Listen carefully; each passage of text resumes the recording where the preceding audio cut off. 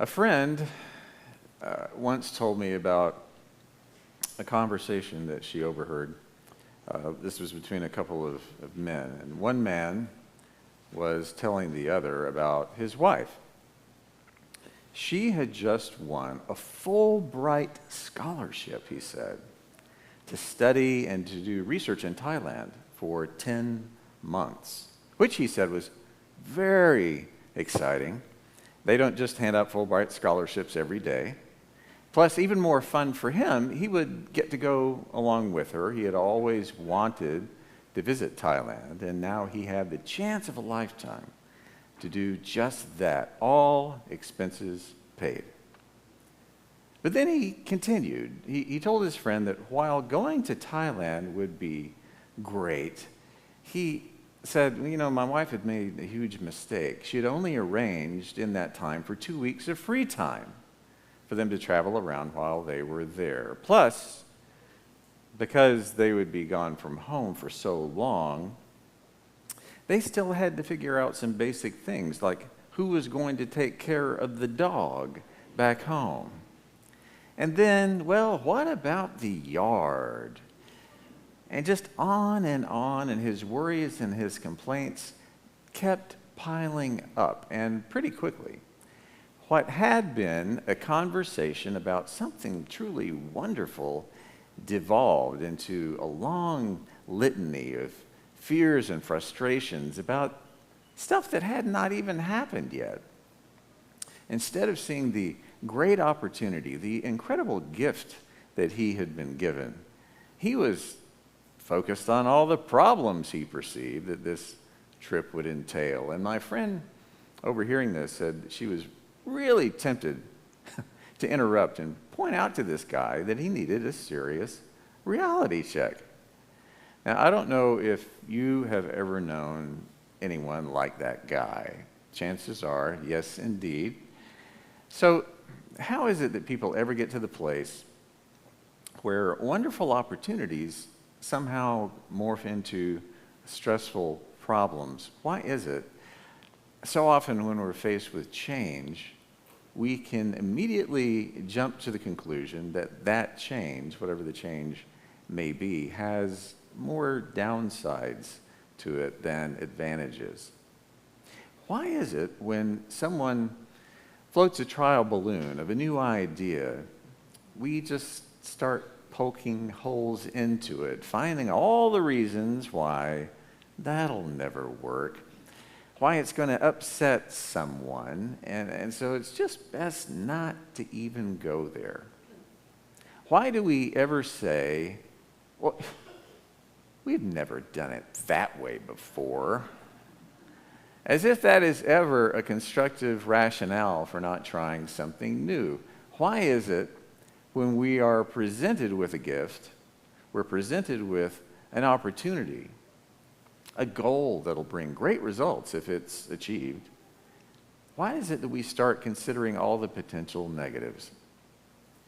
I believe it's a matter of focus. And I say that as someone who often catches himself pointing out, at least to myself, if not saying it out loud, hopefully I don't say it out loud, why that'll never work.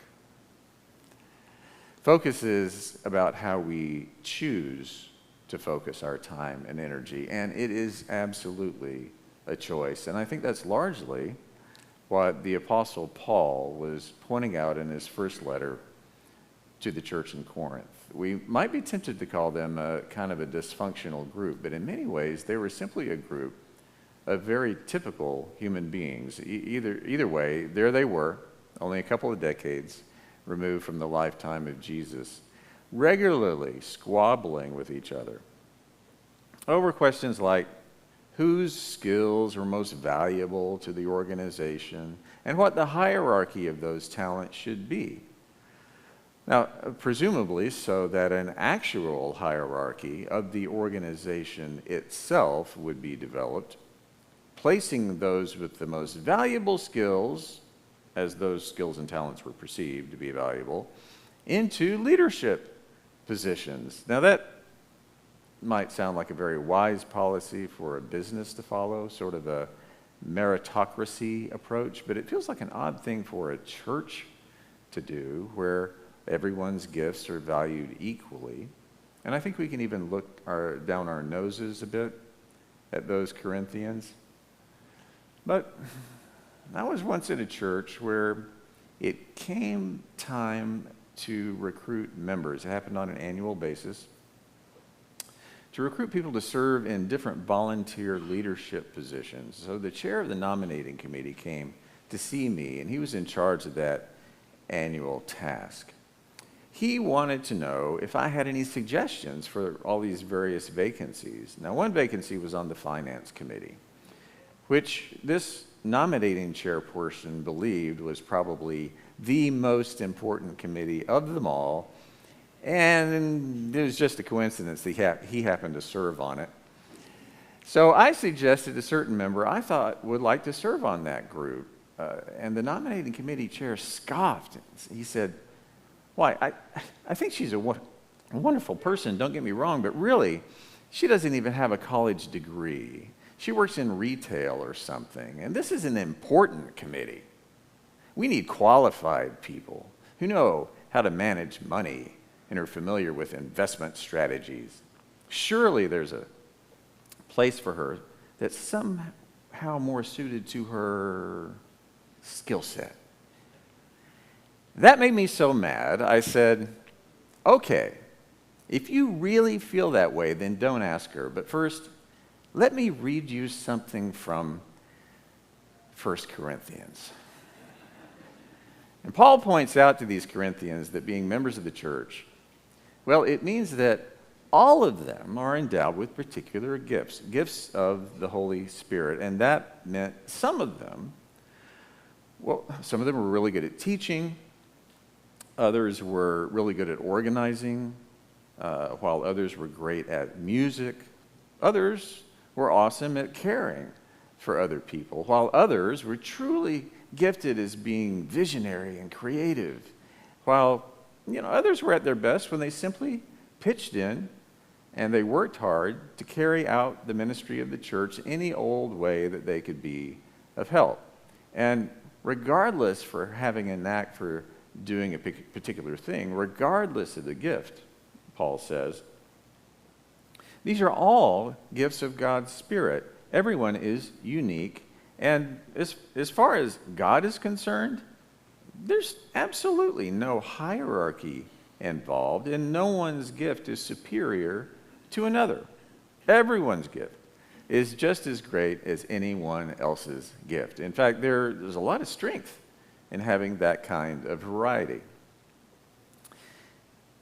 But the Corinthians, they just apparently lost sight of that. Instead of seeing the gifts, recognizing the gifts that they had in each other, they found fault in each other. They feared that, some of their fellow church members were overreaching, going too far, too fast.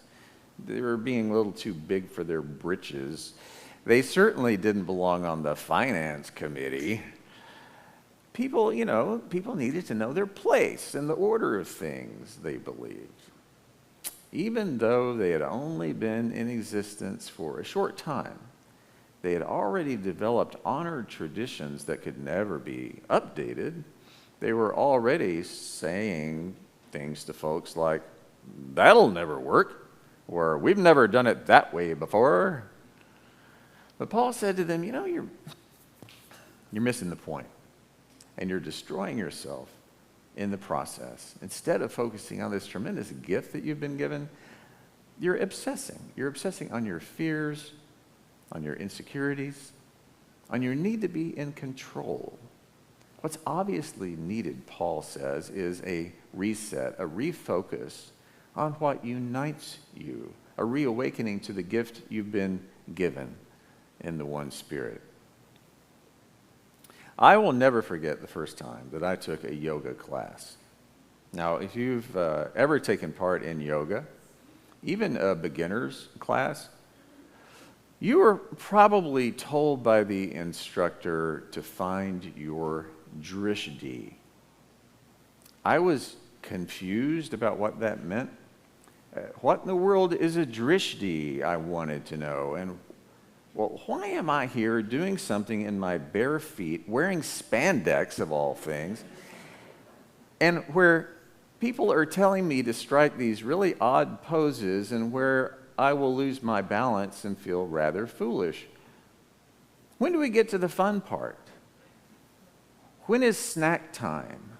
At least that's what I was thinking. Until the instructor told us that a drishti, all it is simply a helpful place to focus your gaze while you hold a pose. For instance, a very common yoga pose is called the vrikshasana, or it's also called the tree pose. You hold your hands at your heart, or more commonly, above your head, while balancing on one leg, while your other foot is resting on your calf, which I am great at doing. You just saw me do it. I'll be demonstrating it more at the fellowship, at the lunch, yeah. But trust me, the only way to achieve a tree pose, at least for me, is to find a place to focus, a drishti, somewhere in the distance. Now, a drishti is nothing really special. It can be a spot on the wall. It can be a detail on a piece of artwork hanging on the wall. It can be any object at all to focus your gaze. Obviously, it cannot be a moving object, or you'll just fall right over. So be careful that your spot on the wall, your drishti, is not actually a small spider. Yeah, I learned that the hard way. The thing is, if you do not establish that spot, that drishti, to focus your attention and your effort, you end up spending all of your energy worrying about keeping your balance. So you get wobbly and you stress out about the possibility of falling over. And you wonder why no one else seems to be falling over, and you resent them for being so holier than thou. It's only when you focus on that drishti, that thing ahead of you, that you succeed. It's only when you leave all those other distractions behind that you can hold the pose. It works like magic. Now, another yoga pose is called Warrior Two. Now, with Warrior Two, ready? Both feet are planted firmly on the floor, but right behind the other. So again, falling over is a real possibility. It kind of looks like you're surfing, in my imagination of what surfing would really be. And in that pose, the goal is to focus your line of sight right above the fingers of your outstretched hand in front of you. Again, aiming at your drishti off in the distance. And now, as an experiment during yoga one time in our class, the instructor told us as we were doing the Warrior Two pose to change our focus away from the drishti off in the distance back to our outstretched hand. So our eyes did not move, but our focus went from being beyond ourselves back to ourselves. Now, when we did that, can you guess what happened? Everyone lost their balance. Why? Because we were looking at ourselves instead of the focus point ahead of us. So then we were told to collect ourselves, get back into the Warrior Two pose, and focus again away from our hand and beyond to that drishti, to the goal, to the focus point. And we did not lose our balance. We did not worry about ourselves. We didn't worry about failing or about falling over. We succeeded simply by staying focused on that place ahead of us. It is amazing how that works. Wherever our gaze is focused, our attention and our energy naturally follows to that place. When we are fixed on a single point, our minds are not bothered by anything else. The important thing is we have to choose to focus.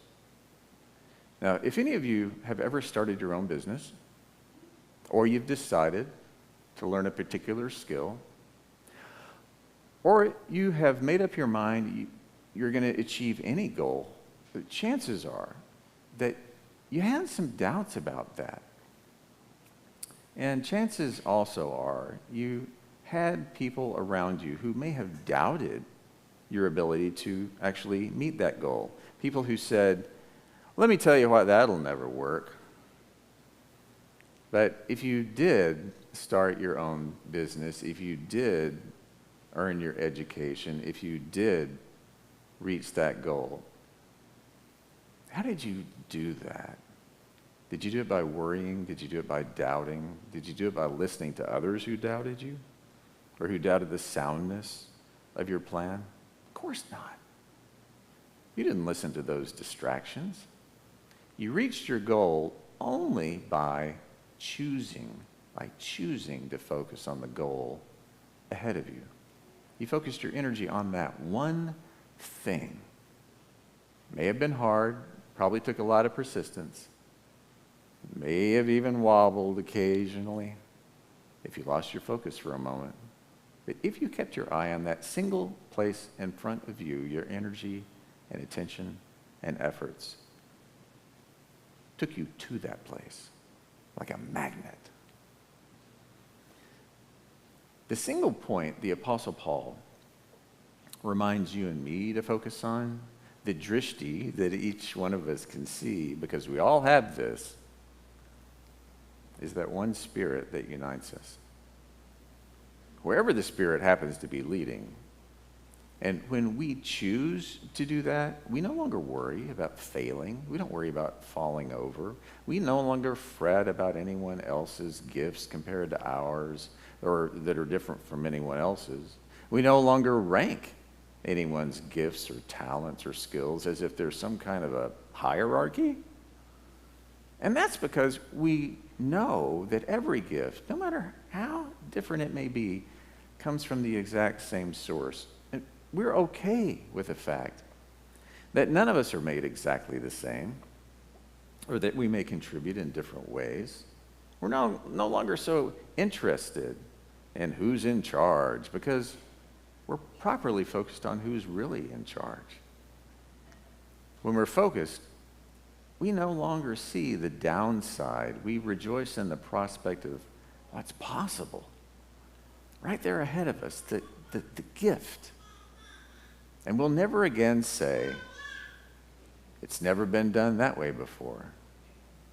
Instead, we'll say, well, of course it's never been done that way before, because we're moving forward. We're not stuck in reverse. We're headed toward a future goal. We're not fretting about what may or may not have worked in the past. And our focus is not inward and wobbly and worried and insecure and off balance. Our focus is outward, forward-facing, happy and confident. If we choose, it is up to us. If we choose it, God's Spirit is a gift. It unites us. It keeps us focused. It channels our energy. And it moves us forward to reach any goal. And if we stay focused on that, nothing can stop us.